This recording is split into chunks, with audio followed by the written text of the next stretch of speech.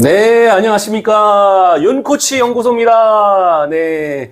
와, 네. 안녕하세요. 1편을 보시지 않은 분들은 1편 영상을 좀 찾아보시고요. 1편에 이어서 우리가 트렌드가 변하는 것 중에 채용 트렌드가 어떻게 변하는지를 우리가 같이 이야기하도록 하겠습니다. 다시 한번 소개를 해주시죠, 교수님. 안녕하세요. 커리어 코치 정철상입니다. 와, 네, 반갑습니다. 예. 오늘 올해가 사실 2023년이고, 올해 가장 중요한 키워드가 이 챗GPT가 떴어요. 교수님은 이 챗GPT가 우리에게 어떤 영향을 줄 것 같습니까? 그렇죠. 항상 이게 새로운 게 뜨면 이제 반발심이 있으신 분이 있고 빠르게 따라가려고 하는 사람이 있고 어중간하게 있는 사람들이 있긴 하죠. 저도 뭐 완전히 얼리 어댑터로 이렇게 가진 않지만요. 그래도 항상 우리가 한 발을 담고 트렌드를 바라볼 필요가 있고요. 정말 광범위하게 영향을 미쳐서 모든 부분에서 챗GPT를 이해하지 못하고 생성형 AI를 이해하지 못한다라면 또 한편으로 이제 코로나가 끝나도 어려움을 겪듯이 GPT 이후에 어려움을 겪을 수 있으니까 분명히 우리가 그 흐름, 추세를 이해해야 할 필요는 있다고 봅니다. 네, 감사합니다. 역시 우리가 이 채용을 하시는 분이나 또는 취업을 준비하시는 분들은 중요한 게 챗GPT 아무리 기술적인 게 중요하더라도 결국에 사람이 답이라는 겁니다. 내가 사람이 평가하고 사람이 하지 챗GPT도 움직이는 건 결국에 사람이 질문해야지 챗GPT도 질문하는 거거든요. 그래서 우리가 요즘은 자핏이 중요한 게 아니라 중요한 거는 이제 직무 적합성이라는 게 중요한 게 아니라 조직 적합성이라는 걸로 바뀌고 있다. 그리고 조직 적합성에서 좀 한 단계 더 나간 것이 우리가 문화적 적합성이라고 해서 컬처핏 시대가 이제 오고 있다고 합니다. 교수님이 봤을 때 컬처핏 시대라는 게 어떤 의미가 있을까요? 그 말씀도 첫 번째 키워드로 이렇게 채용 트렌드 2024에서 언급을 하셨는데요. 참 언급을 잘했다 이런 생각들이 듭니다. 요즘 취업 자체도 굉장히 어렵지만 또 취업을 한 우수한 인재들도 조직 내에서 이제 남아있질 않는 거예요. 문화 격차 때문에 서로의 오는 갈등 때문에 조직 문화가 마음에 안 들어서 그 좋은 회사도 몇 개월 만에 이렇게 때려치우는 현상들. 심지어 이제 대기업뿐만 아니라 공무원 조직들도 그렇게 되다 보니까 문화 적합성 있는 인재들이 굉장히 기업이나 개인도 중요하다는 말씀 굉장히 다가왔습니다. 진짜 이게 퇴사가 많다 보니까요. 최근에 이 퇴사하는 직원들을 어떻게 잡을까? 우리가 직원 리텐션이라고 하는데 직원 리텐션 전략이 굉장히 중요해지고 있습니다. 네. 교수님은 이건 어떻게 생각하세요? 이것도 참 너무 잘 잡았다 싶은데요. 이직이 굉장히 많아진 시대에 심지어는 과거에는 대기업이면 다 좋다라고 했었지만 요즘 IT 일부 기업이라든지 빅데이터라든지 AI라든지 일부 직무에서는 대기업들이 따라갈 수가 없는 거예요. 어떤 복지 조건이나 연봉 조건이나 이런 부분이 있다 보니까 직원들을 어떻게 유지하느냐, 그 중에서도 핵심 인재를 어떻게 유지하느냐가 너무 중요한 부분이어서 그것도 키워드도 너무 잘 잡으셨다 이런 생각이 듭니다. 특히 우리가 이제 면접에서 이제 사람들을 채용하잖아요. 근데 면접을 채용하던 사람들이 기존에 나이 든 분들 뭐 부장이나 뭐 이런 사람들만 하다 보니까 최근에 오는 그 트렌드 중에 하나가 이 MZ 세대가 면접으로 하고 있다라는 것이 많이 하고 있어요. 이런 것들은 어떤 의미가 있을까요? 저도 이제 기업의 인사 담당자들하고 이제 교육을 하거나 또 만나거나 이럴 때가 있는데요. 이제 취준생들 입장에서는 기업 홈페이지에서 말하는 인재상하고 실제로 기업에서 요구하는 인재상하고 다르다 이런 이야기를 많이들 하곤 하거든요. 그래서 젊은 이제 인사 담당자들하고 이야기를 하다 보니까 조금 다르대요. 채용하는 조건이. 실제로 이제 MZ 세대들이 실제로 면접관에 많이 참여하게 되죠. 그래서 속마음을 이야기하는데요. 일단 똘끼 넘치는 인재를 좋아한대요. 똘끼 넘치는. 물론 이제 똘끼 넘치는데 무조건 이렇게 한 게 아니라 자기의 일에 대한 정말 일을 사랑하고 좋아하고 그리고 재미있고 그리고 돌직구를 자기는 못 날리는데요. 상사한테. 근데 신입사원인데 제대로 돌직구 날리는 애들이 있으면 너무 시원시원하대요.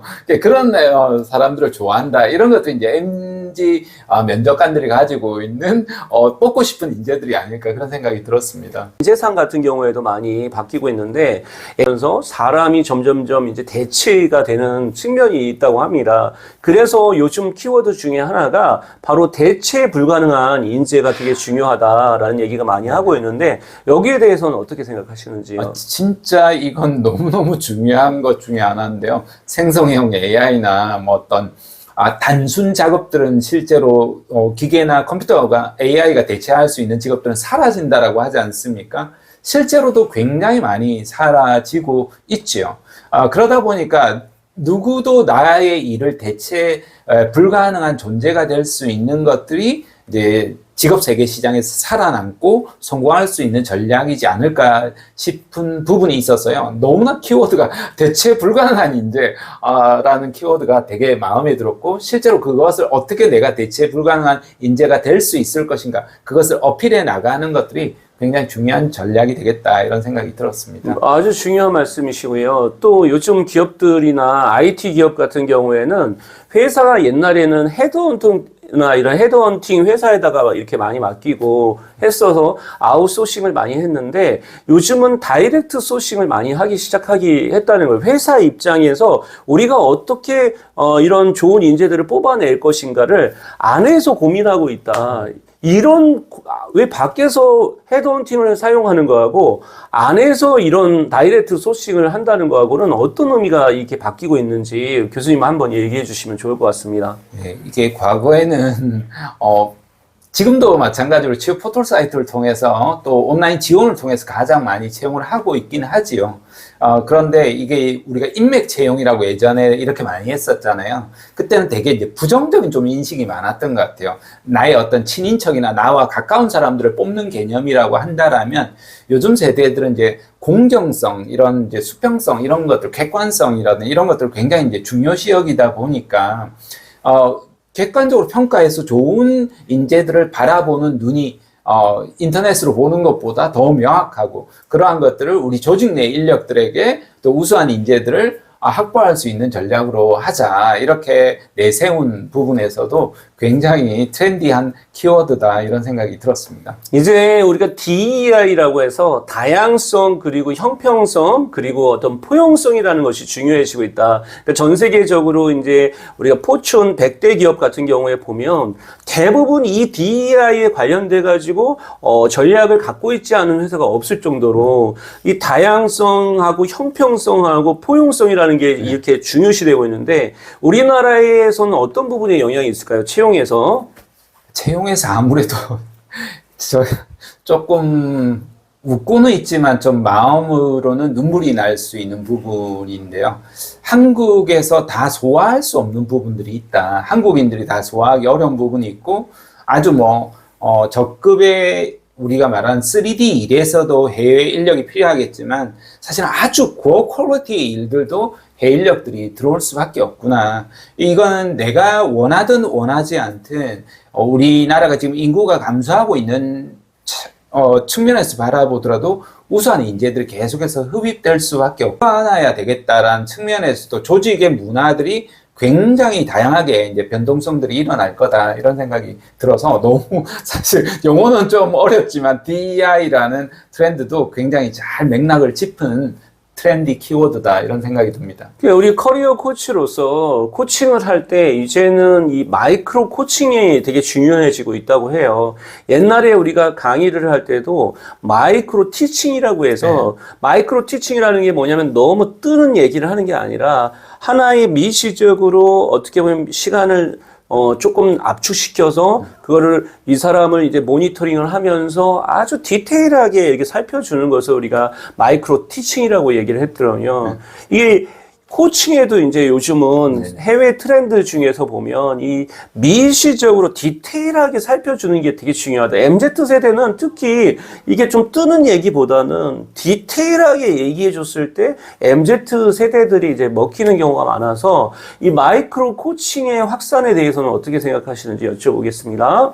저도 멀티 엔잡러로 다양하게 일을 하고 있지만, 그래도 이제 주수익원이 강의 수익이 제일 많죠.